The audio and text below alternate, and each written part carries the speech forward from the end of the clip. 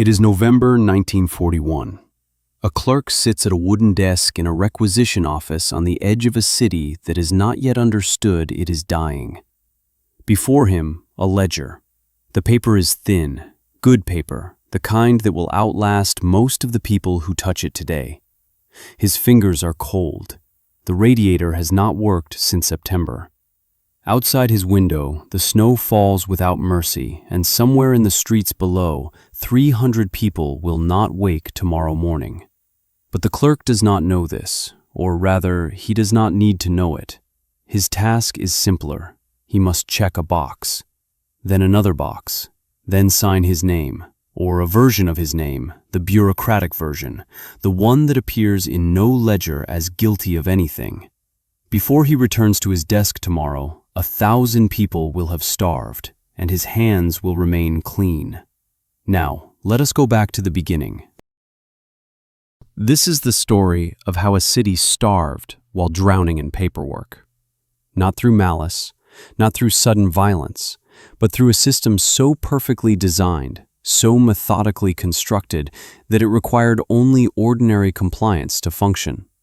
It required men and women to follow rules, to trust procedure, to believe that if they simply did their job, the job they were assigned, the job with clear instructions and clear consequences for failure, then they were not responsible for what happened next. Leningrad in 1941 was the second largest city in the Soviet Union. It held more than 3 million people. When the Wehrmacht began its siege in September, the Soviet leadership made a calculation. The city would hold. The blockade would be broken. But the supply lines that should have fed Leningrad never came. By October, the bread ration fell from 500 grams to 250 grams per day. By December, it fell again. A person needed roughly 2,000 calories to survive. The city was providing 200. The mathematics of starvation are not complicated. But what happens to a society when starvation becomes bureaucratic? When it moves through forms and signatures and chain of command? When it becomes someone's job? That is a different question entirely. If you are drawn to histories buried in official records, stories that power prefers to keep in darkness, consider subscribing. In the first weeks of the siege, some still ate. Soldiers received priority. Communist Party members received preference. Factory workers received a slightly larger ration if they could still work. There was a logic to it, presented as necessary. These were the people who would defend the city. These were the people who would be most useful. The rest, the pensioners, the children, the unemployed, those with no official category, they would eat less. This was not cruelty disguised as policy. This was policy that required cruelty to function, and it required ordinary people to administer it. The rationing system in Leningrad was not spontaneous. It was not mob rule or desperation. It was centralized, documented, overseen. Every bread shop had a list. Every list was checked. Every person who received food left a mark, their name, their category, their portion size. The responsibility was distributed so carefully that no single person could claim they had starved anyone.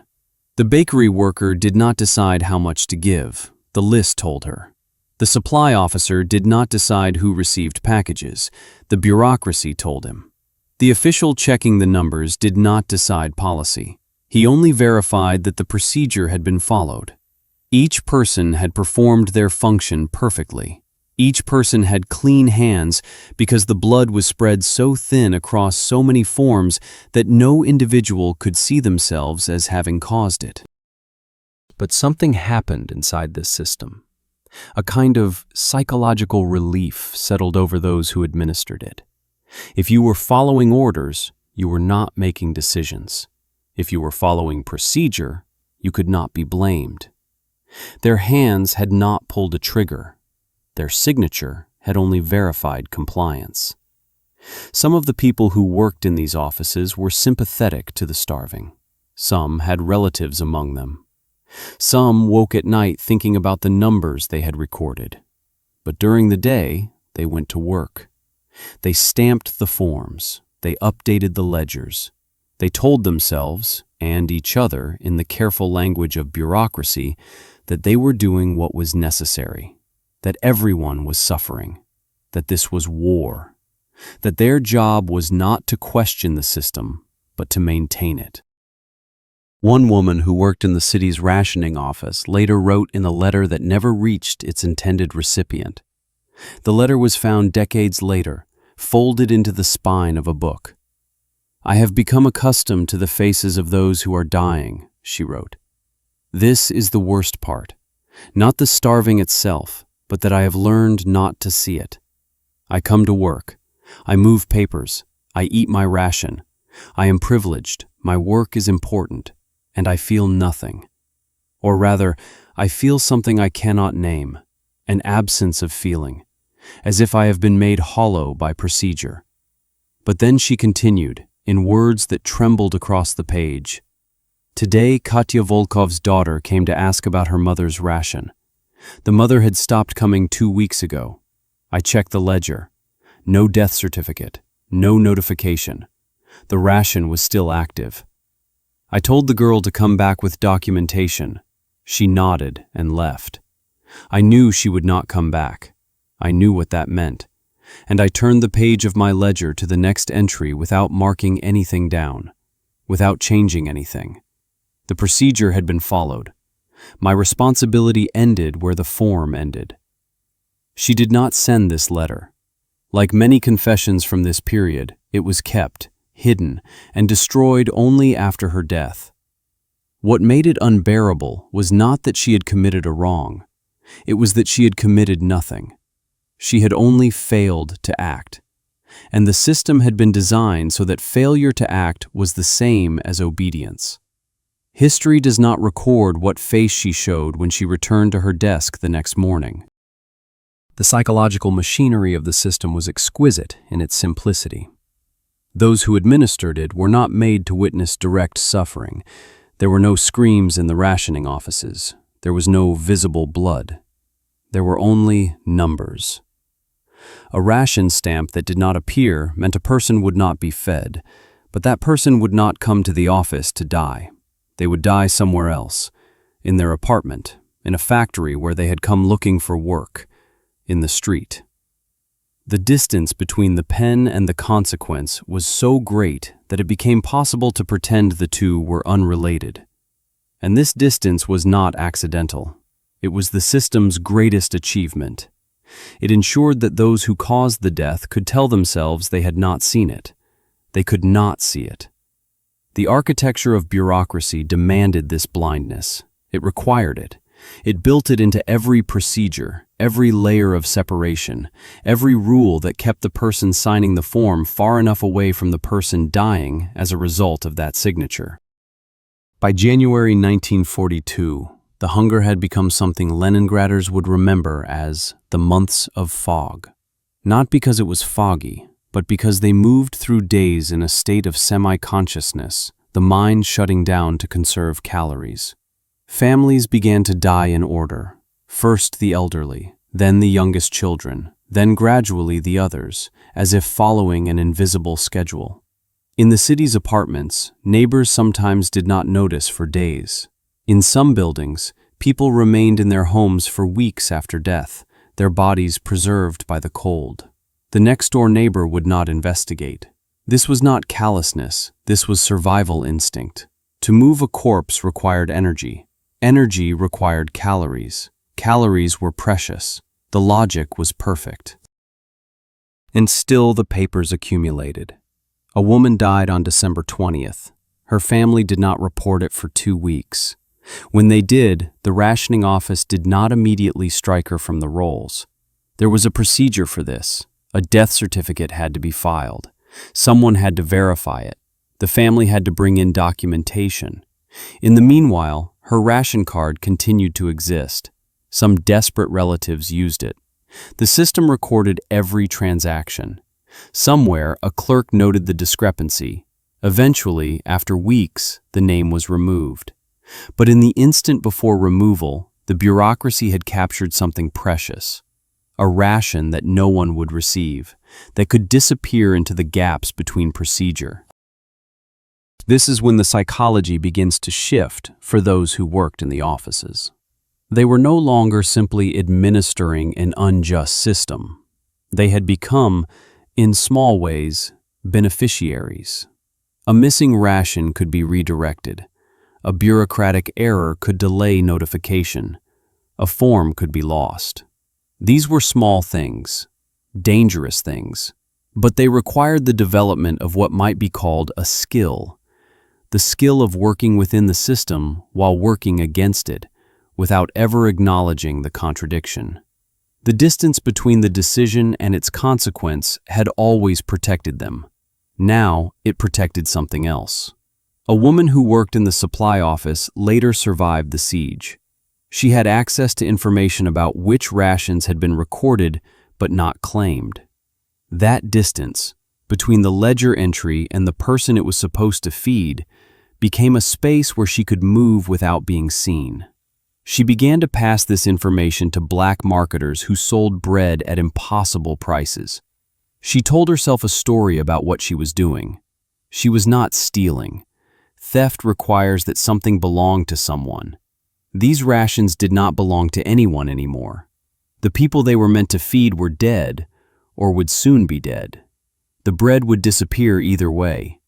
At least this way, some of it reached hungry hands. At least she was not the one choosing who starved. She was simply aware of a gap in the system. Was she exploiting it? Or was she filling it? The logic was perfectly constructed. It was airtight. It allowed her to survive with her hands still clean, or nearly clean. What made it unbearable, decades later, was not guilt. Guilt requires you to believe you did wrong. What made it unbearable was the slow recognition that she had never asked herself what she was truly doing. She had only built a structure of justification so carefully that the truth could not penetrate it. And the cruelest part was this: she had been right, in a way.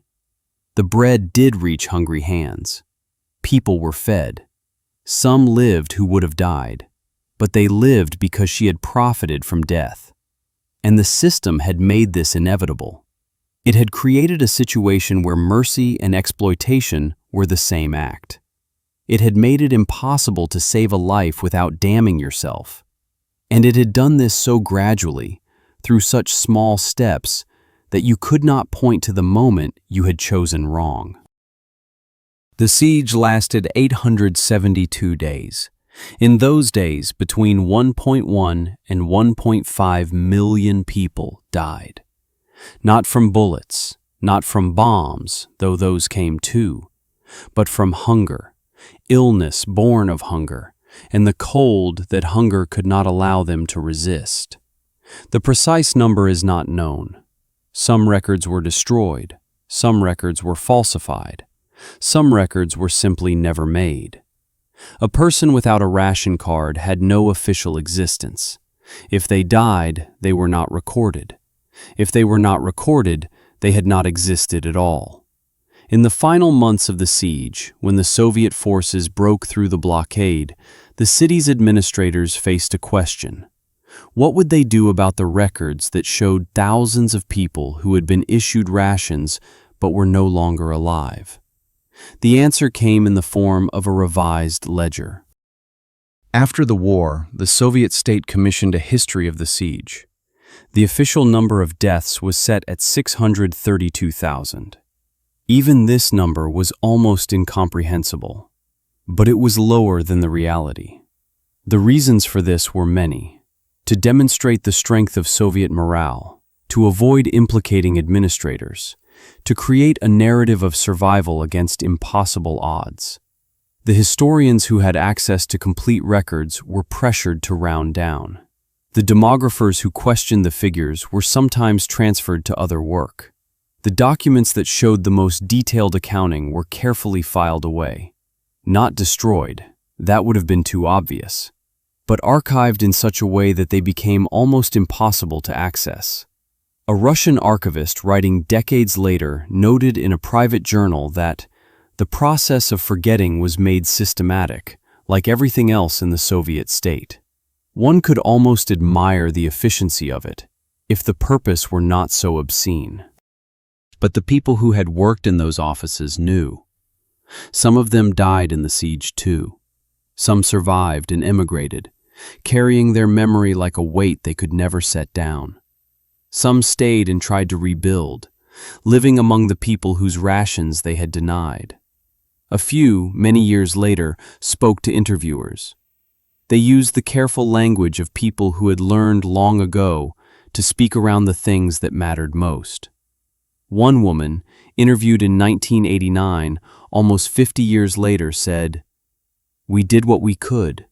We worked within the rules. You had rules, you followed them, or you died. That was the choice we were given." Another man, who had been a supply coordinator, said something different. "I do not believe I am a murderer. I followed procedure. If the procedure was murderous, then the system was murderous, not I. I was a small part. I could not have changed it." And a third, a younger woman who had been a clerk, said nothing at all. She wept instead. The historians who interviewed her reported that she could not speak about it. She could only repeat, "I did not know. I did not know. I did not know." But this was not true, and they both understood it. She had known. She had simply learned not to acknowledge that she knew. And the system had rewarded her for this blindness. It had protected her from the full weight of her own agency. She was not wrong, but she was not entirely right either. The rules themselves were the mechanism. Those who followed them perfectly had done something worse than those who broke them to save a life. And she knew this. The fact that she had to believe otherwise was perhaps the deepest wound the system had inflicted, not on the starving, but on those who administered starvation. This is what separates bureaucratic cruelty from other kinds of violence. It does not require evil.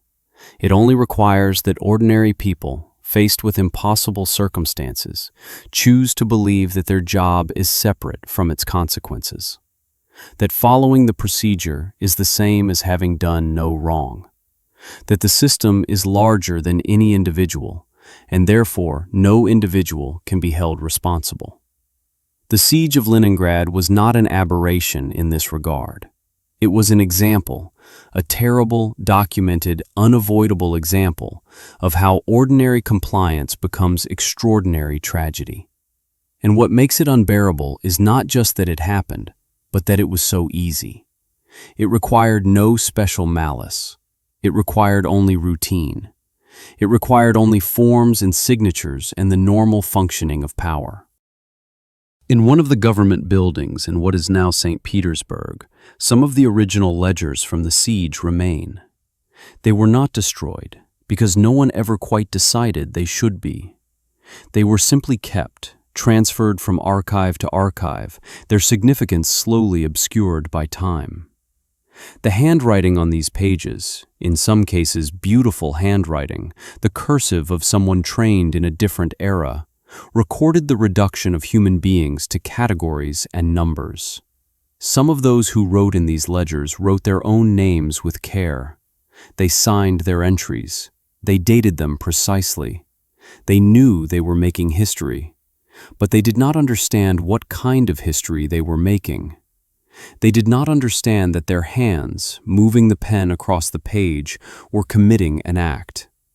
They thought they were recording. They thought they were preserving.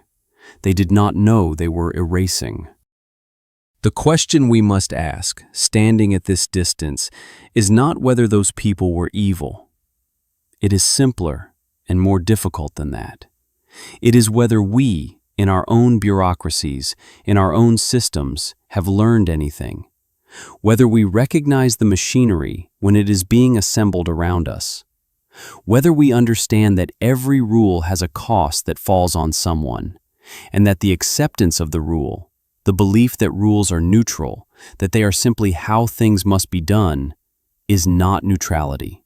It is complicity. It is the choice, made daily, not to look too closely at what our role requires us to do. The siege ended in May 1944. The city began to recover. The people who had worked in the rationing offices resumed their lives. Most of them were never held accountable. They had broken no laws. They had only followed them. They had caused no deaths. They had only administered the system within which death occurred. They died, as all people do, and their graves are somewhere in a cemetery that, like all cemeteries, is slowly being forgotten.